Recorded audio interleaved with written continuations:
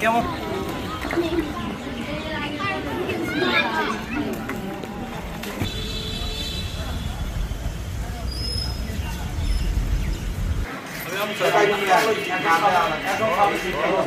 গতকালকে রাজনৈতিক দলের মধ্যে উভয় পক্ষের একই টাইম প্রোগ্রামকে কেন্দ্র করে যে উদ্ভূত পরিস্থিতির সৃষ্টি হয়েছিল, বর্তমানে পরিস্থিতি নিয়ন্ত্রণে আছে। স্যান্ডেলিনা সো রূপচর্চায় আভিজাত্য।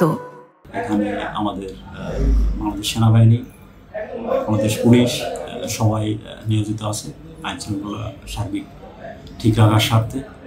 এই মুহূর্তে পরিস্থিতি নিয়ন্ত্রণে আছে এবং 144 জারি করা হয়েছে। আমরা প্রত্যাশা করব সবাই যেন আইনের প্রতি সহনশীল থাকে এবং শান্তিপূর্ণ পরিবেশ বজায় রাখে।